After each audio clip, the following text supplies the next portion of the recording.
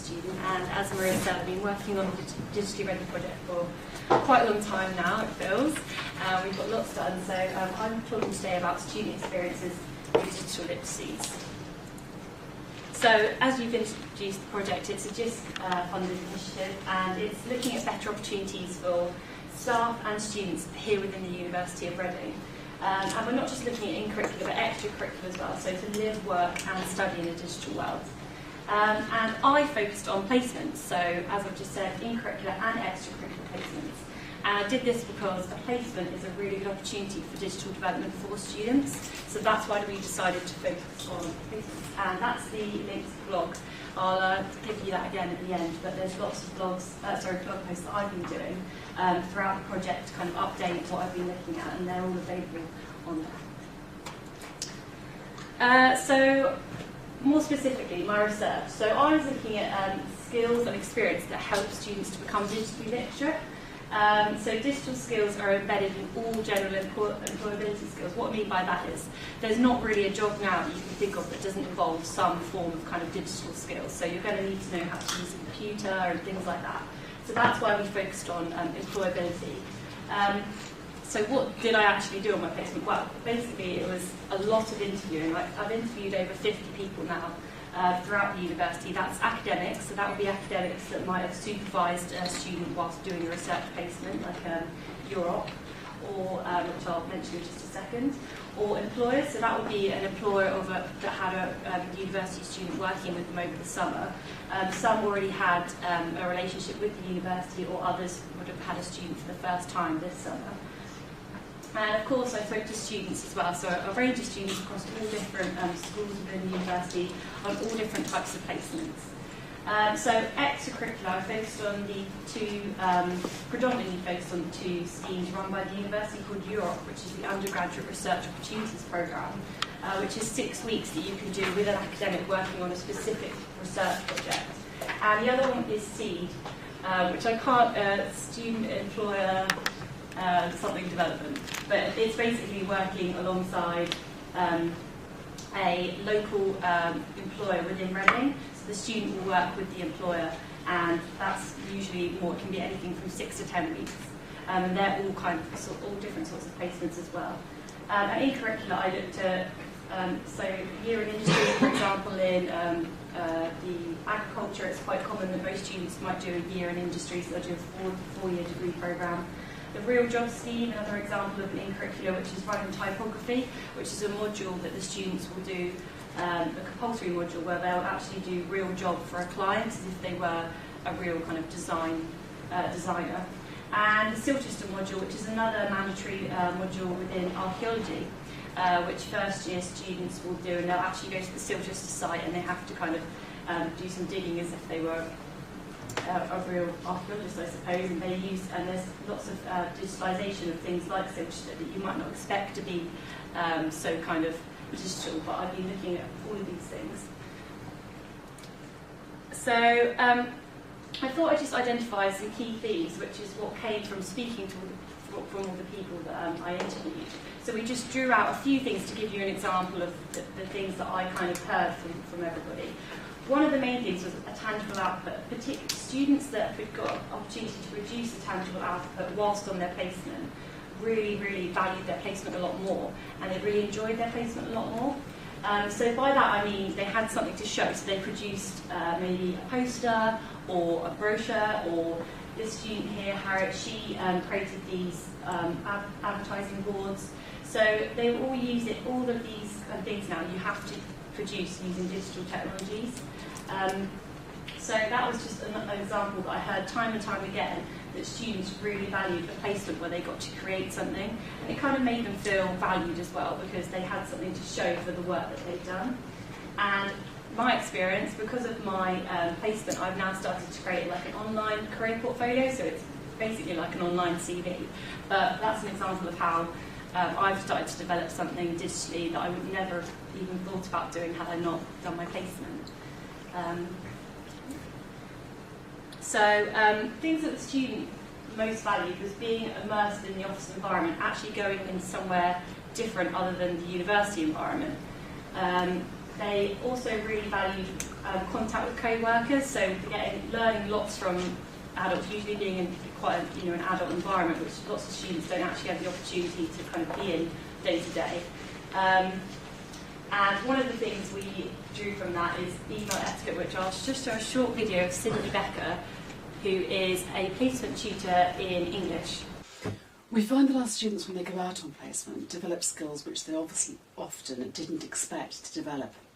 And this is particularly true when we're thinking about digital skills, because they go out of here with, we sometimes think actually, a better understanding than us of the digital world and how it works, because they're constantly on Facebook, and if you ask them to anything at all, they'll leap to Wikipedia unless we physically remove them from the computer. So we often think of them as very digitally savvy, but actually that's not the same as understanding how to send an email when it is to the managing director of a company. So skills around communication in that digital way we find very useful. That's Cindy just showing an example of how students might be kind of, you might assume that they're quite digitally literate, they can do email, they're always on Facebook, but actually when a student needs to use these skills in a different environment, like in the workplace or in a professional environment, they actually haven't done this before, and that's why a placement is a really good experience for them to use these skills in a different way, and that helps them to become digitally literate. So what employers said to me, lots of employers actually said to me that they were actively looking for students who had skills in social media. So students would never think to say to an employer, oh, I know how to use Twitter or I know how to use Facebook, because they didn't see that as something that the employer would be looking for.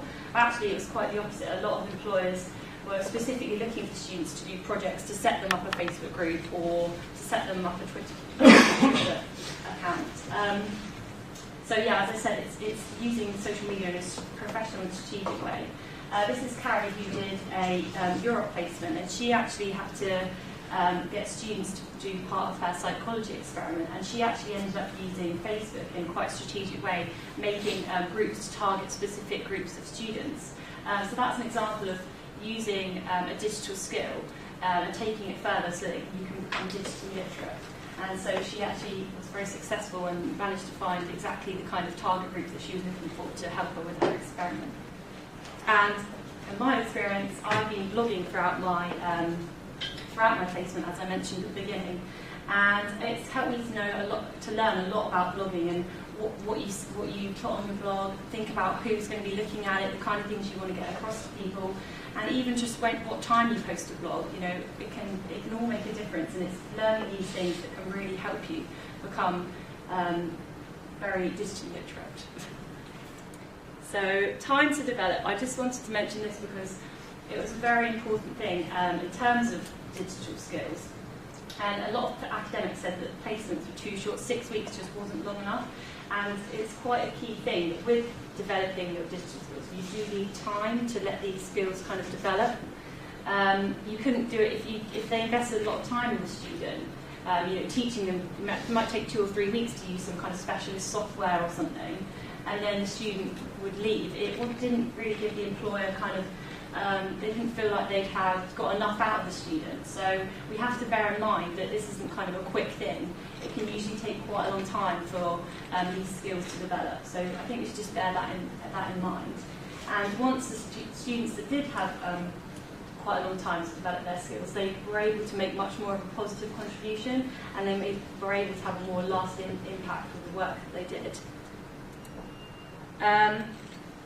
So in terms of advertising placements and getting students to do placements, I think it's really important to think about placements on a skills rather than a subject basis, because quite commonly across the university they'll say this is a placement for systems engineering students. But actually we should be saying this is a placement that's looking for someone with these skills, because you could be attracting all sorts of students, not just systems engineering. Maybe a mathematics student might be able to do something like that. So we should be focusing on the skills needed, but not only that, skills developed. Students want to know what they will develop from placement, and they don't really think about it in that way. So if we were to advertise things on a skills needed, skills development basis, I think this would have a big impact on students' understanding of what they would actually get from the placement. And then I think we would actually see an increased number of applicants, because some people can be slightly put off if they don't think that the placement is going to be a benefit to them, when really a placement is going to be of benefit to a lot of benefit to the student, even if they at first think, oh, it might not be for me. And it helps students to value their placement, as I said. And in my experience, specifically, it was advertised as a research project. I had no idea what a research project was. I didn't know what it involved. I didn't really know how it worked. And so doing this has really kind of opened my eyes to, it's not something very academic, and it is academic, but not, kind of, I thought it would be like data analysis or something. It's not like that at all. It's really introduced, opened my eyes to what research can be, and it's made me think about it in a very different way. So I think that's quite important. I just thought I'd end by saying what I most valued from my placement experience, and what I found most interesting. So it was the employers saying that they really valued students that had a positive online presence. So before they would interview the student, most employers would say that they'd log on to Google, type in the student's name, see if anything came up. They would look at their Facebook page, see if they were, clever enough to make sure that it was all private. They might look on their Twitter, see if they had a LinkedIn. So employers are all actively looking at these things now, and it's something that students really, really need to start thinking about. Students, I really like showcasing their development. So I did a lot of case studies throughout my placement. So I go and visit a student, I'd interview them, and then on my blog I'd do a post saying what they've done, what they've learned, put some quotes of things they've most enjoyed or what they feel they've most got out of their placement. And I think that really helped to kind of make my research seem much more kind of approachable. You could understand it when it's put in these kind of more personal ways. And academics, and the academic side, obviously I've learnt lots of skills, research skills, reporting and dissemination, had lots of opportunities to present, and I've produced a final report as well. So these are all skills that things that I've learnt just from this placement. So going on to the thing we're next going to be doing, I just want to let you know that I've now produced, we've produced, a report of findings and recommendations from our research. So it's things that we can suggest to get the best out of work-related placement learning. And as I've said just now, we've done lots of student, but we're also just producing some employer stories, so case studies from the employer perspective, and they'll all be available on the blog. Okay, so thank you very much, and here's just some pictures of me doing various things on my placement.